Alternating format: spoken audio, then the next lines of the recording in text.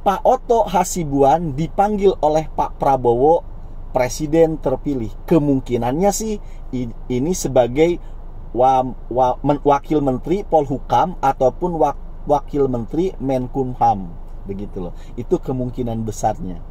Pertanyaan menggelitiknya itu apa coba? Kenapa Pak Oto yang dipanggil, bukan Pak Hotman Paris, ya kan? Nah, itu pertanyaan yang pertama. Kemudian yang kedua, dengan dipanggilnya Pak Oto Hasibuan itu menjawab 80% penasaran kalian, pertanyaan kalian. Kira-kira putusan MA bagaimana ya? Dikabulkan, dibebaskan 7 terpidana atau malah ditolak? 80% jawabannya ada di pemanggilan Pak Oto Hasibuan oleh Presiden terpilih Prabowo. Kemudian yang ketiga adalah apakah Rudiana, Aris, Gugun dan kawan-kawannya aman, jantung kalian aman. Itu tiga itu aja yang akan kita bahas dari pemanggilan Pak Oto Hasibuan oleh Presiden terpilih Prabowo Subianto. Yang pertama, kenapa bukan Hotman Paris yang dipanggil? Bukankah Hotman Paris lebih terkenal daripada Pak Oto Hasibuan? Hotman Paris juga kemarin waktu digugat tentang Pilpres kan termasuk berperan juga Hotman Paris, ya kan? Tapi kenapa Pak Oto Hasibuan? Jawabannya adalah dikarenakan Pak Oto Hasibuan menangani 7 terpidana itu pure untuk membela keadilan, bukan untuk pansos, ya kan? Sampai dia mau makan emperan bersama orang-orang miskin, padahal di rumahnya itu ada lapangan golf. Kok dia mau sampai rela-rela makan tanpa dibayar loh ya? Ini dia jadi pengacaranya 7 terpidana ini.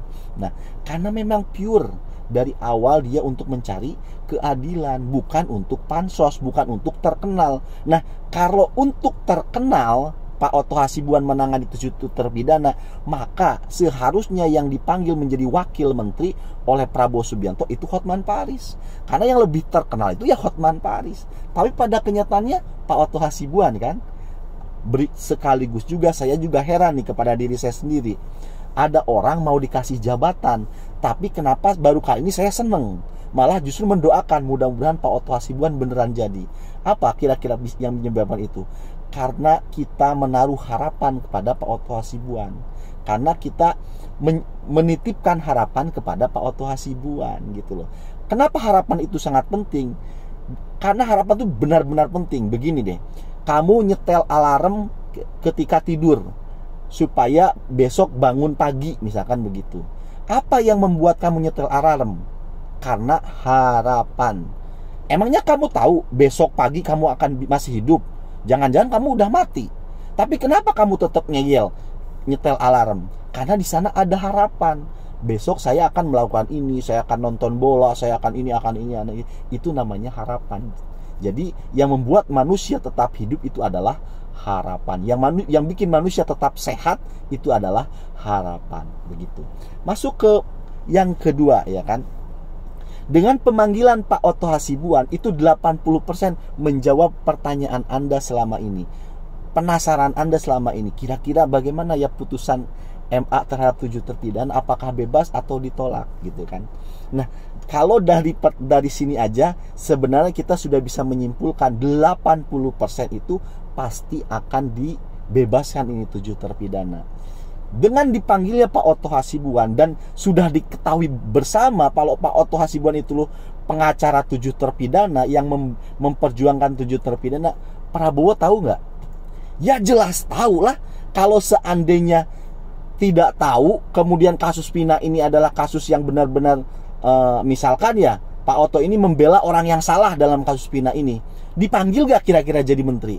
Enggak mungkin gitu loh. Seburuk itukah feeling Prabowo, ya kan ya. Nah, tapi kenapa Prabowo panggil Pak Oto Hasibuan? Karena Prabowo tahu kasus Pina ini adalah kasus janggal dan diperjuangkan oleh Pak Oto Hasibuan, begitu loh. Paham ya? Coba seandainya nih Pak Oto Hasibuan misalkan ini kita ambil pemisalan, kasus Pina ini adalah kasus benar-benar pembunuh dan pemerkosa, tidak jelas gitu loh misalkan. Tetapi Pak Oto malah membela-belain terpidana misalkan begitu, yang jelas-jelas pelakunya. Nah kemudian Prabowo mengetahui itu semua gitu loh. dipanggil gak kira-kira? Ya nggak mungkin lah, sebodoh itu kah Prabowo? Tapi kenapa tetap dipanggil? Karena Prabowo juga pastinya tahu ini kasus lelucon gitu loh. Justru dengan dipanggilnya Pak Oto, Pak Prabowo tuh sudah menilai, oh kasus Vina itu begini-begini. Wah, ini sebenarnya harus direvolusi nih hukum ini, ya kan? Harus dibenahi hukum ini. Siapa kira-kira yang dipanggil? Ya ini Pak Oto yang memperjuangkan, ya kan, bukan Hotman Paris, karena Hotman Paris duit melulu, ya kan. Yang kedua, kemudian yang ketiga, jantung Rudiana CS, Aris Papua gugun, aman dengan dipanggilnya itu? Jelas dagdikdugder, karma sedang berlaku kepada mereka, ya kan. Sedang tidak baik-baik saja hidup mereka, begitu loh. Apalagi si Aris Papua, kok seenak jidatnya dia melaporkan mensomasi si Aldi. Ini dari sini aja, aduh, mau dia nolak kayak apa dengan dia mensomasi, itu justru mengklarifikasi kalau dia tuh pelakunya. Kenapa bisa saya katakan begitu? Udahlah, pakai logika paling sederhana aja lah. Kita kembalikan kepada diri saya, kepada diri kita. Seandainya saya dituduh oleh orang misalkan, "Woi, Dewi aja, ya kan, kamu telah memberi kencing Aldi." Kan langsung kita nggak pelakunya, paling juga, wah, yang bener, iya tapi nama kamu sama tuh dengan pelakunya. Masa sih? Paling cuma begitu. Ada nggak kepikiran kita untuk melaporkan Aldi? Ya kan nggak ada. Lagian kita juga gimana ya? Justru dengan kita melaporkan, kita tuh panik gitu loh, panik. Tapi kalau kita sama sekali tidak bersalah, yang ada ayo pertemukan aja, begitu kan, tanpa harus melaporkan, klarifikasi aja, ya kan, dikonfrontir aja gitu. Paling begitu doang kan. Itu kalau kita kembalikan ke diri aja begitulah, ya kan. Nggak usah pakai teori-teori yang aneh-aneh. Seandainya pun kalian nih dituduh begitu, respon kalian apa sih sebagai manusia? Ya paling banter tuh dia dikonfrontir gitu loh, dipertemukan langsung, bener apa enggak. Tapi kalau dengan justru kalian melaporkan si Aldi, ya kan, nah ini kan malah mengkonfirmasi, kenapa kok malah dilaporin, kan begitu. Nah, otomatis sekarang perlu kalian ketahui nih, Aris Papua, yang kamu hadapi itu ternyata sekarang bukan cuma Aldi, tetapi apa? Di belakang Aldi ada Kang Deddy Mulyadi, di belakang Kang Deddy Mulyadi ada Prabowo Subianto, presidenmu nanti 20 Oktober. Di belakangnya lagi siapa? Ada Pak Oto Hasibuan yang kemungkinan besar menjadi Wakil Menteri Hukum dan HAM ataupun Polhukam. Jadi Anda nggak usah aneh-aneh lagi nih, Rudiana CS, Aris Papua. Udahlah, minta maaf aja, ya kan, minta maaf, akui kesalahan. Orang-orang kayak Aldi itu hatinya besar, pasti memaafkan, begitu loh.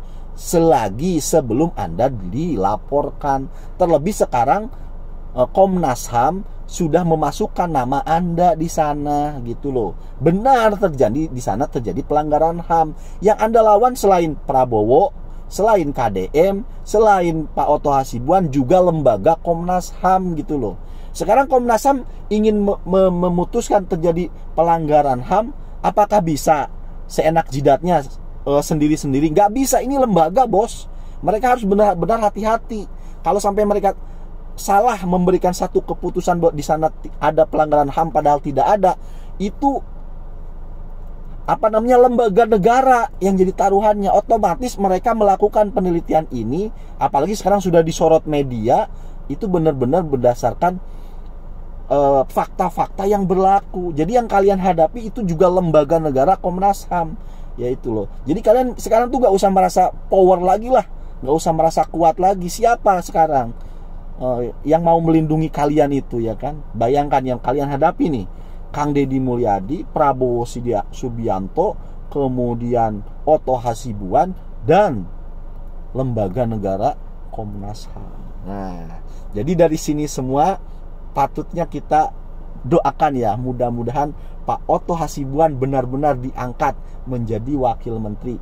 Apakah itu Polhukam, apakah itu Menkumham, demi revolusi hukum di negeri ini. Terima kasih.